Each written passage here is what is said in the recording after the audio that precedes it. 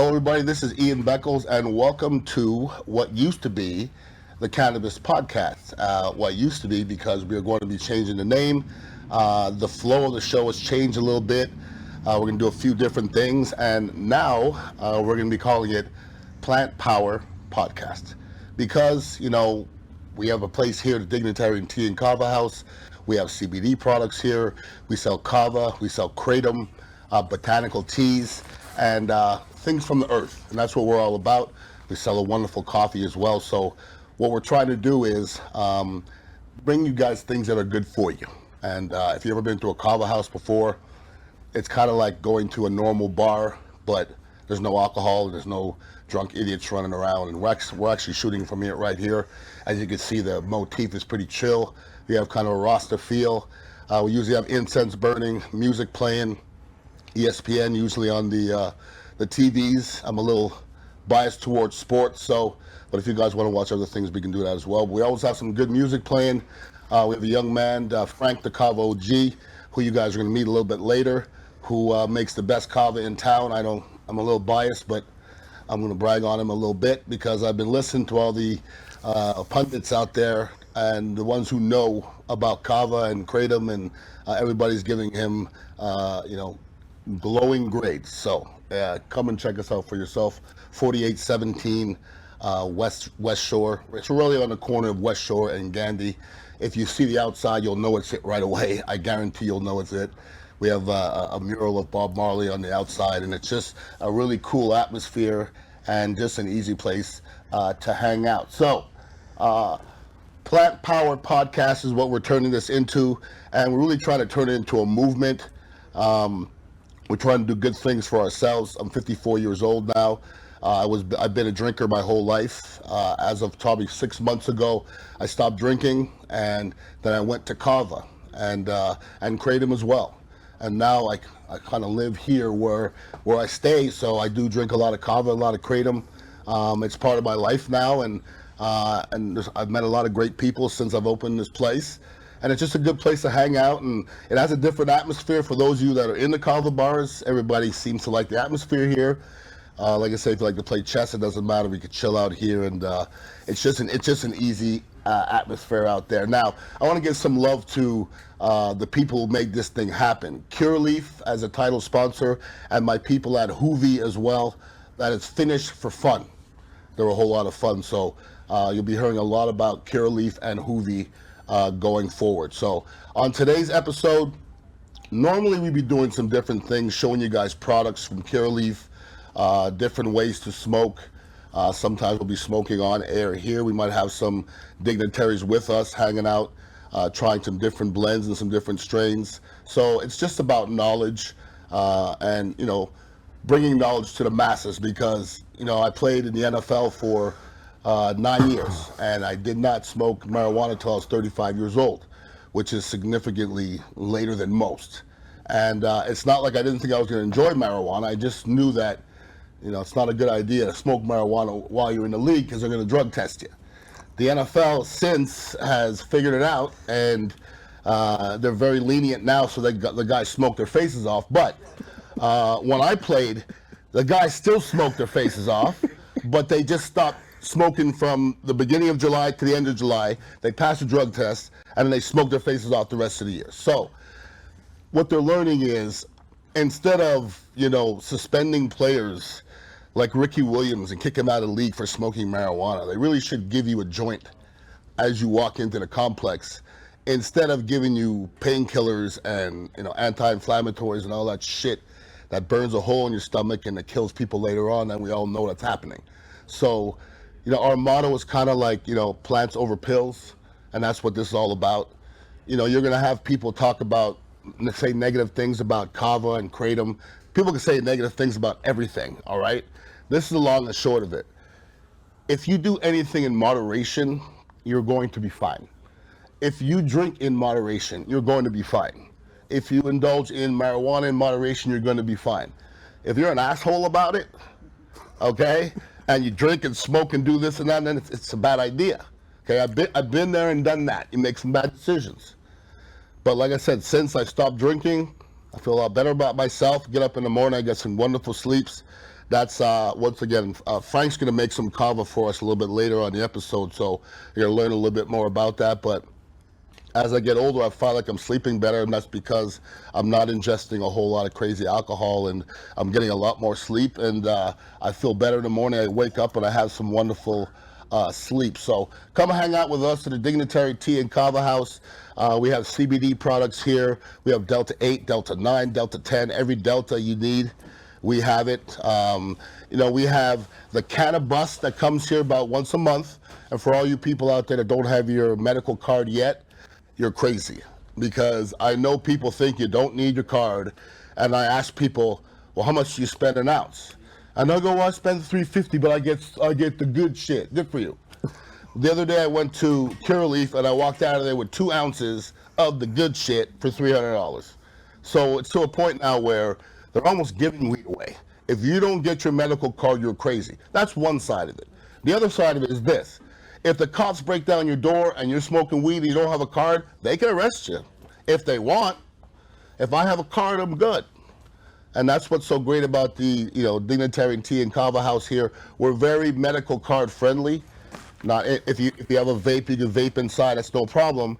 But we have a little lounge outside to where if you guys want to bring your apparatuses or whatever you want to do, it's outside. You can do whatever you want, but you just have to have your medical card because we want everything on the up and up. So we have a lot of things going on, and this young man I'm going to bring with me, okay, and he has a big part of what we're doing here in the Dignitary Tea and Kava House because we carry his products. He has a wonderful line of CBD products.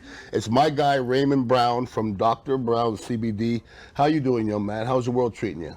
The world is treating me wonderful, Ian. Good to hear. Now, how did you get into the world of CBD?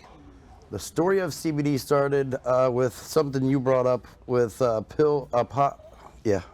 pot over pills is my motto. You said plants over pills. Correct.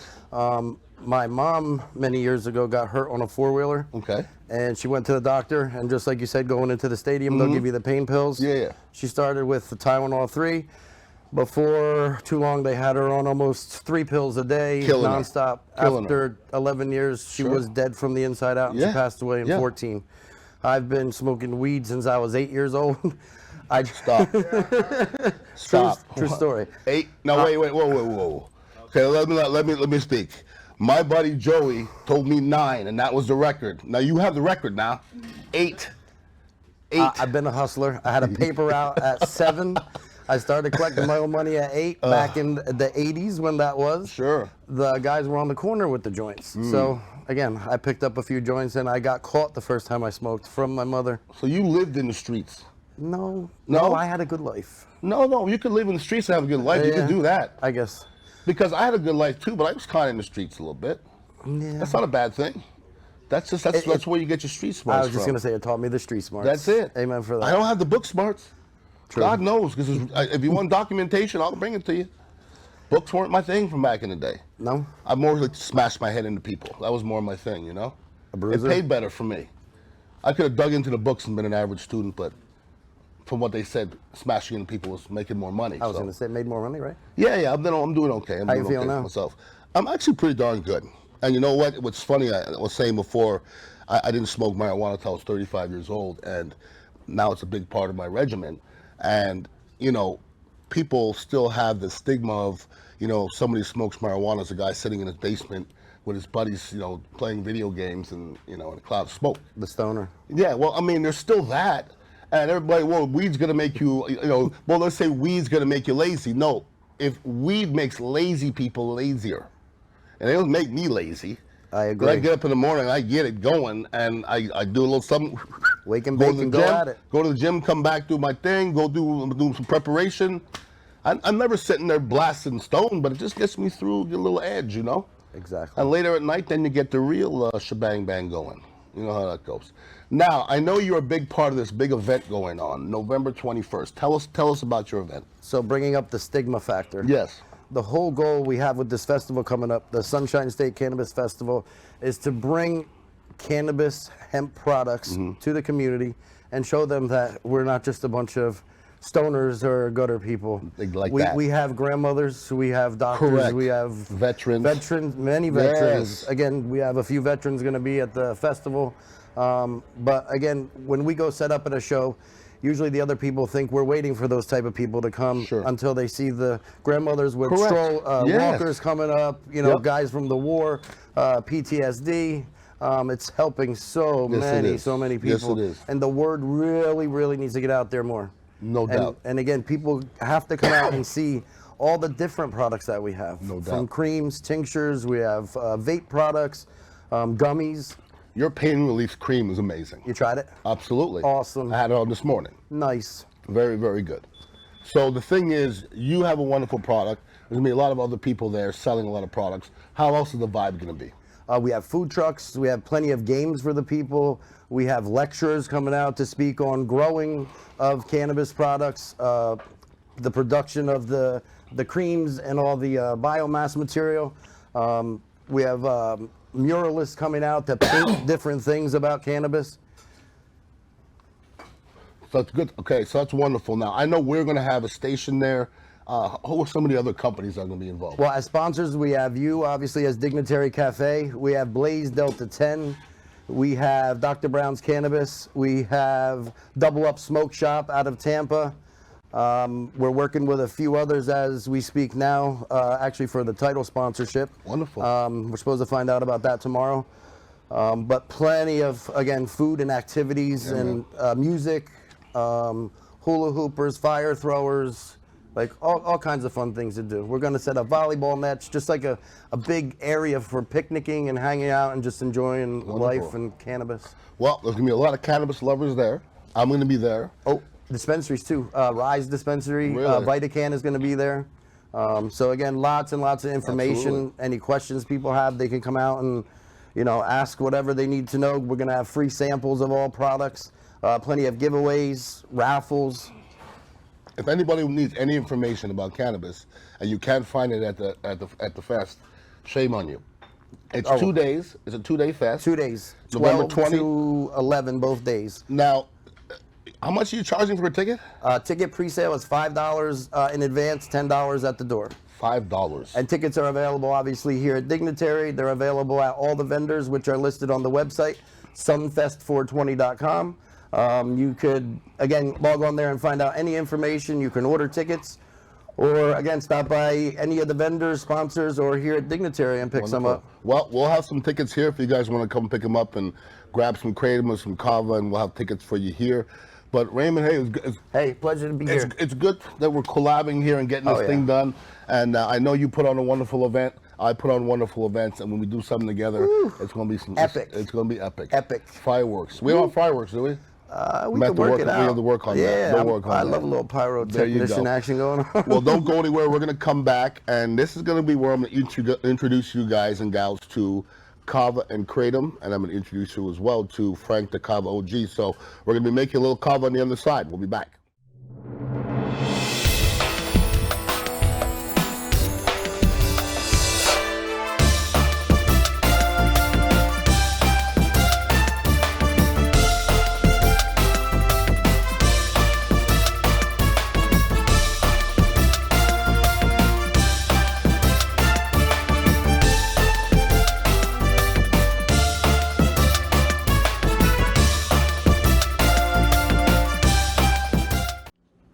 Welcome back to the Plant Power Podcast, and this is going to be our hangout for the next few minutes. And if you guys ever come to Dignitary Tea and Kava House, this is probably what you're going to see, me sitting right here, because this is my seat. This is my special seat. It's got rip in it and everything. It's the only one with padding because I got a big butt, so I need the padding. But this is where I hang out in the corner of the bar. Now, you want to know what a tea and kava bar is? I rolled into tea and kava about 6 months ago, stopped drinking, fell into this world, and now I'm into the teas, all right, and the kavas, and we sell ours in a shell. Now, I couldn't do this myself because as much as I love this, I didn't know about this part of it and making it. And I did my research and I asked a bunch of people, and a bunch of people pointed towards this man. And if anybody calls himself the Kava OG, You got to be pretty good at what you do. Literally, that's his Instagram handle. So I want to introduce you guys to Frank Eggett, the Kava OG. Everybody, Frank Eggett, how are you doing, brother? How you doing, man? Brother, man. Peace. It's good to see you. Now, first of all, congratulations on what we created here, sir. Yeah, it's. I think we're on the runway, my brother. I think you're right about that. We were a cafe for a while, and I think you were a lot of different things. We were a lot of things, and we finally found our niche, and it's kratom and kava. And first of all, I'm a little bit more versed now to the kratom and kava. Talk to everybody about what kratom and kava has been in your world. Kava for me is the most important part, because kava is just something that changed my life back in 2009 when I wandered into a little place called Bula Cafe, and didn't really know what to expect. I went in, had a couple shells, went home, and everything was different. I didn't really want to drink. I was relaxed. I was like, man, I got to check this stuff out. So I started, and that was the only place in town at the time. So I hung out there for a while, and I just watched kava bar after kava bar after kava bar open, and I watched people just, it changed their lives like it changed mine. I was 260 pounds when I walked into that bar. Wow. You know, man, I'm 153, 160. Wow. I don't have diabetes anymore. I don't drink. I'm not an asshole. Well said, my friend. I mean, kava is an amazing thing, and it's very spiritual. It's natural. It's native to Oceania, which is all of Micronesia, Macronesia, Polynesia. All of the islands in the South Pacific have been growing kava for thousands and thousands of years. It's part of their culture. They own the cultural rights to the plant, so you can't really get a plant. You can't grow it anywhere else. All we can do is buy the root from the natives, and what we're doing is we're helping them support their families by buying their kava. Sure. You know, and it's been a part of everything for them. I mean, kava is so sacred to them that it's ceremonially done for weddings, funerals, get-togethers. They could say in some islands that you could kill somebody, and if you go and present the family your kava and they accept it, they'll apologize for. You better not tell they'll people accept your United apology. States that. No, but I'm just saying, There'll be saying deaths everywhere. don't kill anybody. That's please, what I'm saying, don't kill seriously. anybody. But that's the power of the root, and once you really feel it for the first time, it's unlike anything you'll ever experience. It's something you actually just have to try.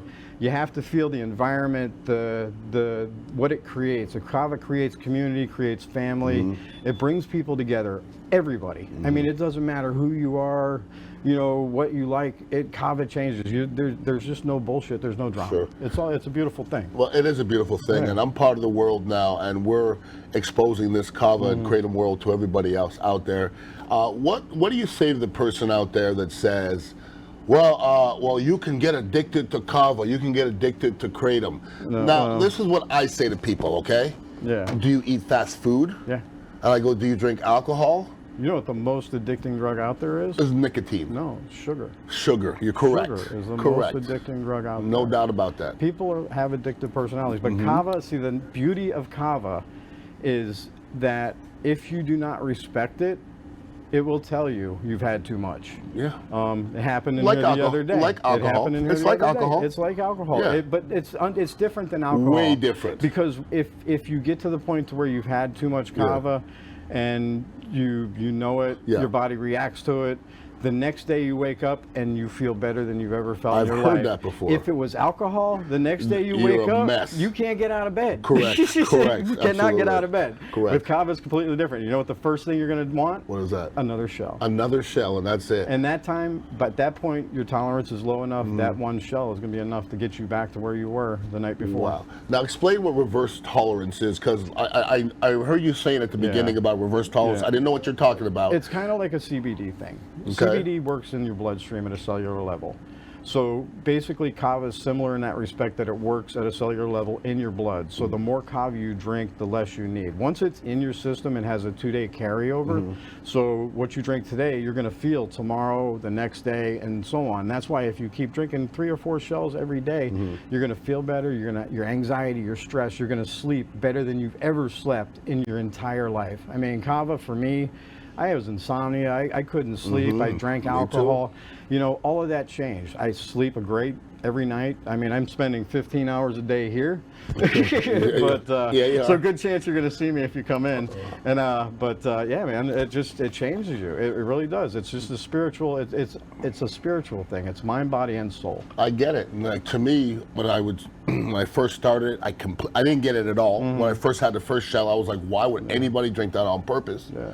And then I had a second shell, and I was like, okay, fourth shell, fifth shell, 10th shell, 20th shell. About the 20th shell, I go, I'm starting to enjoy this. Yeah. I actually like the taste of this thing. Now I love the taste. Yeah, and now you feel it right away. The first shell I take, when I don't really do too many shells during the daytime. Yeah. I'll have a kratom during the daytime. It kind of gets me uplifted a little bit. But when I come back after a show, 7 o'clock, I usually get a shell right away. Yeah. And that one, I feel that's the best right there. Yeah, it just takes everything right down to this level. And then you kind of go down the rest of the night. You kind of go up and you come down the rest of the night. And at the end of the night, I sleep like a baby. I used to, let me tell everybody out there, I used to go to sleep at 11 and be up at 3 my whole life. And that's when I was drinking alcohol. I stopped drinking alcohol. I go to sleep at 11. Now I have to put my alarm clock on at 8 or I sleep through it. It's a wonderful thing. Sleeping is beautiful, man. It's beautiful. When you get 4 extra hours of sleep, I feel wonderful in the morning. I'm ready to go. And then the kava is such a beautiful thing that it's also helping you with your relaxing your muscles. Correct. And if you get up and you're going to work out, you feel good enough to go actually do that. Correct. Correct. I mean, it's a beautiful thing because it's just, there's so many benefits to it. And once you realize it, and once it hits you, then you'll know. And well, I've heard a lot of stories sitting here from, we've had most of the other kava owners here. We've heard stories. We've had kava OGs in here, people that are in the game since day one. So I'm hearing all these different stories. I'm hearing stories of people serving kava and kratom the wrong way, and people having these terrible, reactions. Now, why is it the way you do it so clean as opposed to why everybody else does it? What makes me different is that I want to celebrate the kava. Kava's done so much for me in my life that my thing is I want to celebrate it. I'm not going to make 4 or 5 gallon batches of kava and let it sit for 4 or 5 days. Okay. I'm not going to use warm water. In the islands, they don't have the luxury of warm water to make kava. They use room temperature water. And if you heat kava up, it changes the flavor profile. So what I'm doing is, my thing is celebrate kava. Okay, I want to have as many kavas as I can get my hands on. Right now, we've got 5. Generally 6 from 4 different islands. We've got 3 from Vanuatu, which Vanuatu kava is top-notch, best kava out there. We've got 1 from Fiji, we've got 1 from Tonga, and then we got 1 from the Solomon Islands. And I stick to 1 gallon batches, traditionally made, room temperature water. I do it the way they do it there, and kava is 100% about the energy. So when you're making kava, if you're going in with intentions of just making kava, it's not going to be good kava. It's just, and it's just not going to be good. But that's like anything else in life. Like somebody will say, how'd you make this barbecue? I can't tell you how I made the barbecue. I could tell you. But it ain't going to come out the same. It's about the love and the passion and the mistakes you've made throughout the years and all the people you've watched throughout the years. Now, who are some of the influencers or people that influenced you throughout the years? The very first person that served me a shell, was a kid named Kevin Nelson. He works at Low Tide Lounge in Gulfport, which is Low Tide's a great kava bar. Shout out to Sean who owns it. It's unbelievable. Kevin still works there. Kevin was this dread-headed kid, just sitting behind a bar when I wandered in, pissed off and that I didn't make my sales quota that month. Happens. It happens. And I had 3 shells from Kevin, and and then Ken Hoyumpa, who's the owner of Grassroots, he actually was the chief. He was my first chief, because kava is a tribal thing. You create community, you create tribal kind of culture, because it's people coming together, and we're ceremonial. So we stay traditional. We say bula, which means long life and good health in Fijian. We drink together. I try to keep it as traditional as possible. Anybody that comes in for a shell, if you've never had kava before, you're always going to get your first shell free. We do serve some kava out of coconut shells when we have coconut shells available. But I just want you to come in and experience the energy that kava creates. And that's when you're going to find that that's going to really change. Any place that you've been before, and there's so many of them out there that are great. I mean, they all do a good job. Every kava bar is unique. Every kava bar has its own niche. But it just comes down to the energy and how you approach making the cava, and and all that. And listen, it's an atmosphere as well. We're two old fuddy-duddies, and I think that actually helps because our clientele, it looks different. Yeah. And it's not like a lot of these, cava owners are some young whippersnappers. We're not young whippersnappers, so we're not here acting an ass. But come on in here. Yeah. Young Gabriel is the other. It helps us out. So we have young whippersnappers too, and he's probably gonna act an ass any second now. But that's young Gabriel. Yeah. He's a good kid. Get Gabriel a show. I'll do a show together on air here. But if you guys are curious about kava and kratom, like I was, and I finally took the plunge, and now listen, I for years I heard people say I can't stop drinking, I can't do this, I can't do that. I don't say can't anymore, and I've been drinking from 12 to 54. And then I stopped drinking, and I haven't had a drink in 6 months. And when I could have my next drink, I don't think I'm gonna. I don't feel like I need to. And I'm not saying everybody should stop drinking. That's fine. One day I might have a glass of wine. I'm not against drinking, but I am against the way it made me feel all the time. And when you wake up and all that, that's not any good. And we all know throughout our lives, we've made some of the dumbest gosh darn decisions when we've been drinking alcohol. Yeah. Okay? God, yeah. And I know we're talking about marijuana here. Marijuana by itself to me is a beautiful thing. When you mix it with alcohol, it's not so beautiful. Yeah, that's one of the beauties of kava. Absolutely. Kava and cannabis they go together. They're a match made in heaven. Kava and cannabis are one. And that's what we're doing in here. We're bringing the whole world together as one in a dignitary tea and kava house. We just want people to be comfortable and have a safe place to come chill, watch sports, play chess. Just get away from the everyday bull crap. Just chill, man. Yeah. This is island time. When you walk into Dignitary, it sucks you in, and next thing you know, you're closing us down. Yeah, man. So it's a beautiful that's thing, what it's man. all about. This beautiful thing. Well, we're creating a beautiful thing here, and we're gonna be coming at you guys every single week. We'll be talking to you about some of the different strains, some of the different kratums. We didn't get too deep into it, and get a little deeper into it a little bit later. Yeah. And then on this side of it here, with the cannabis side, I'm going to be showing you guys different strains as well from Curaleaf, my strain of the week, and I usually have different guests here as well, so I don't like to sit here and blabber off too much myself. So this is the ceremonial part of it, and since my name's on the podcast, I get to do it. You get to do it. Everybody raise a shell. Everybody together. Booyah! Booyah!